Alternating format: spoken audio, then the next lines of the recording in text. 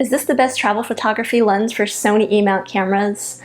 I think it is. This is the Tamron 28-200mm lens, and at first glance this is super compact and lightweight, and it sounds like a really great all-around lens. This lens came out in summer of 2020, and due to its low price point and excellent build quality and image quality, it's been in extremely high demand. So in this video I'm going to give you 5 reasons why you should buy this lens. But first, some background.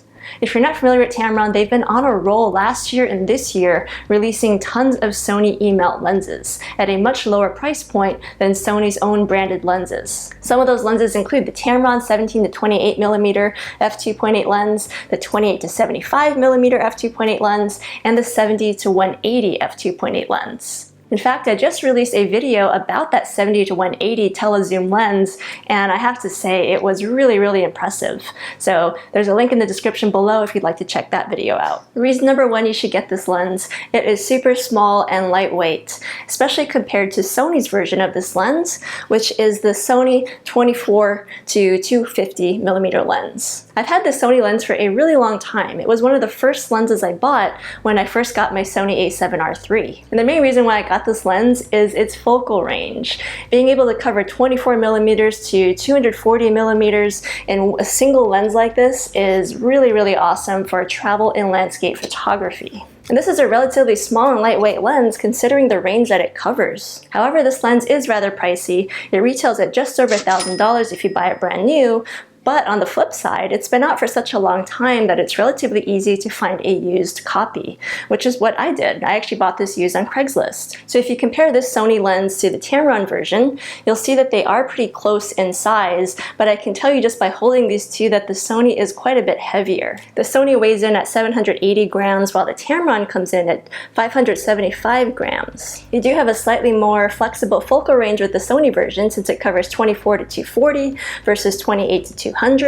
However, that does also come at a cost of your aperture. These are both variable aperture lenses, but the Tamron allows you to get down to f2.8 at your widest focal length, while the Sony only goes down to f3.5. And the more you zoom in, the slower your aperture gets. On the Sony, that goes to f6.3 when you're shooting at 240, and on the Tamron, that's f5.6 when shooting at 200. And that leads me to the second reason why the Tamron should be your lens of choice, and that is price. The Tamron lens only costs $730 US compared to just over $1,000 for the Sony equivalent. So you'll save quite a bit of money if you go with a Tamron lens. And related to price is the subject of warranty.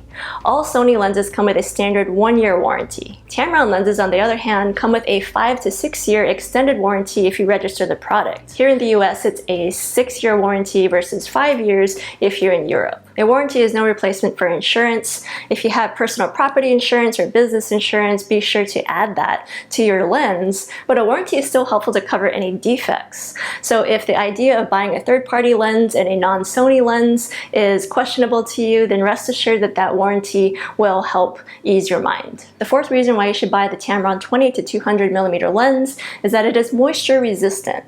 So Tamron doesn't go as far as to say that it's weatherproof, so with the fact that it's moisture resistant means that you can be out in a light rain or wet conditions and still be able to use this lens. It also has a fluorine coating on the front of the lens to prevent dust and dirt buildup.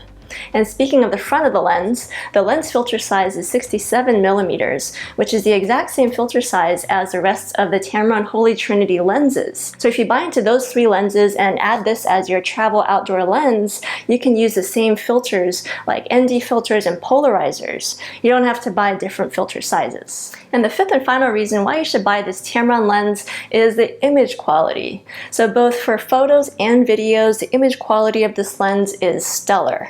And I actually think that the image quality beats that of this Sony 24-240mm lens.